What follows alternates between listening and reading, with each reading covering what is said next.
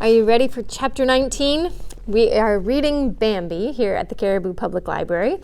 Thank you for joining us. I'm Miss Erin, and we're on chapter 19. Bambi is written by Felix Salton and illustrated by Gerard Goodenow. All right. Everybody soon saw that Gobo had habits which seemed strange and suspicious to the rest of them. He slept at night when the others were awake, but in the daytime, when the rest of them were looking for places to sleep in, he was wide awake and went walking. When he felt like it, he would even go out of the thicket without any hesitation and stand with perfect peace of mind in the bright sunshine on the meadow. Bambi found it impossible to keep silent any longer. "Don't you ever think of the danger?" he asked. "No," Gobo said simply. "There isn't any for me." "You forget, my dear Bambi," Gobo's mother broke in.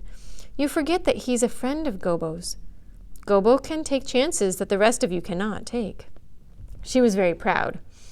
Bambi did not say anything more. One day, Gobo said to him, "You know, it seems strange to me to eat when and where I like." Bambi did not understand. "Why is it strange? We all do it."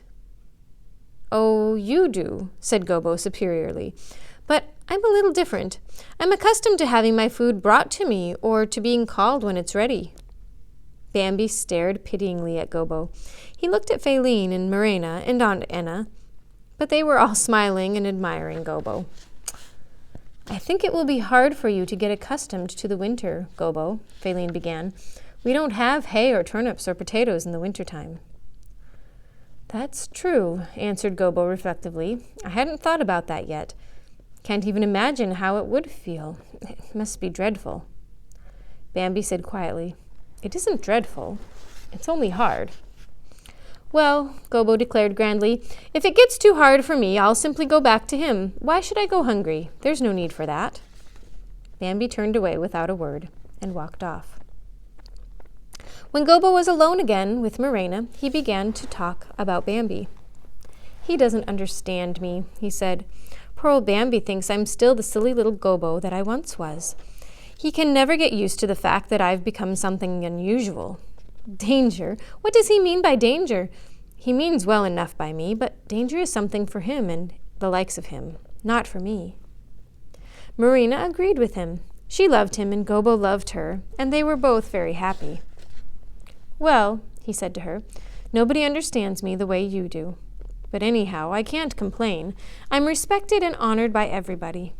But you understand me best of all. When I tell the others how good he is, they listen, and they don't think I'm lying, but they stick to their opinion that he's dreadful." "I've always believed in him," said Marena dreamily. "Really?" Gobo answered airily. "Do you remember the day when they left you lying in the snow?" Marena went on. "I said that sometime he'd come to the forest to play with us." No, Gobo replied, yawning. "I don't remember that." A few weeks passed, and one morning Bambi and Faline, Gobo and Marena were standing together again in the old familiar hazel thicket. Bambi and Faline were just returning from their wanderings, intending to look for their hiding place, when they met Gobo and Marena. Gobo was about to go out on the meadow. "Stay with us instead," said Bambi. "The sun will soon be rising, and then nobody will go out into the open." "Nonsense," said Gobo scornfully. "If nobody else will go, I will." He went on, Marena following him. Bambi and Faline had stopped.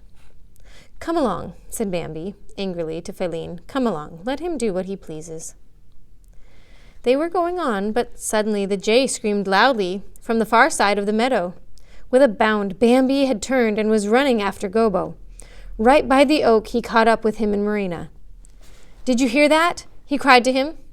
"What?" asked Gobo, puzzled. Again, the jay screamed on the far side of the meadow. "Did you hear that?" Bambi repeated. "No," said Gobo calmly. "That means danger," Bambi persisted. A magpie began to chatter loudly, and immediately after her, another, and then a third. Then the jay screamed again, and far overhead the crows gave warning. Faline began to plead, "Don't go out there, Gobo, it's dangerous."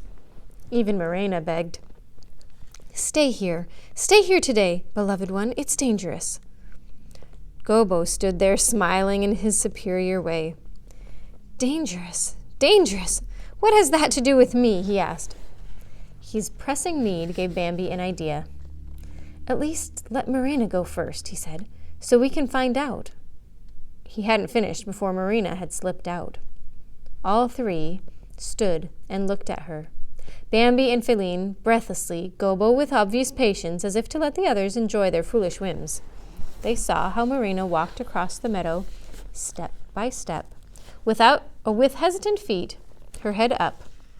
She peered and snuffed in all directions. Suddenly she turned like a flash, with one high bound, and, as though a cyclone had struck her, rushed back into the thicket. It's he, she whispered, her voice choking with terror. She was trembling with every limb. I saw him, she stammered. It's he. He's standing over by the alders. Come, cried Bambi, come quickly.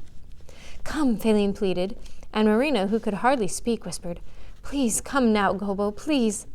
But Gobo remained unmoved. Run as much as you like, he said. I won't stop you. If he's there, I want to talk with him. Gobo couldn't be dissuaded. They stood and watched how he went. They stayed there, moved by his great confidence, while at the same time a terrible fear for him gripped them. Gobo was standing boldly on the meadow, looking around for the alders. Then he seemed to see them and to have discovered him. Then the thunder clapped.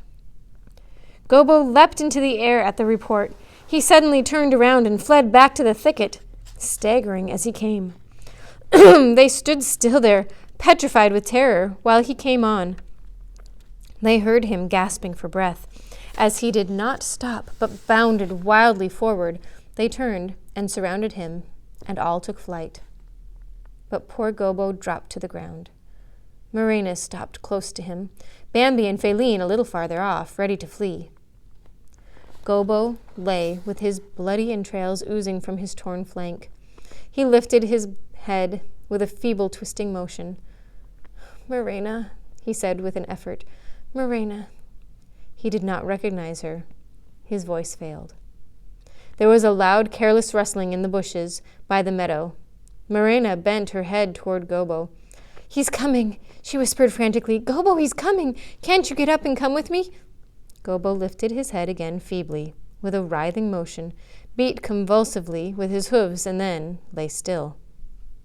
With a crackling, snapping, and rustling, he parted the bushes, and stepped out. Marena saw him from quite near.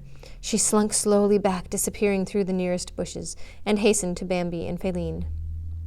She looked back once again and saw how he was bending over and seizing the wounded deer. Then they heard Gobo's wailing death shriek. Gobo was too trusting, wasn't he? They had trained him kind of like a pet, so he was not afraid of the humans anymore. Well, that's the end of chapter 19. Yikes. Until next time, bye for now.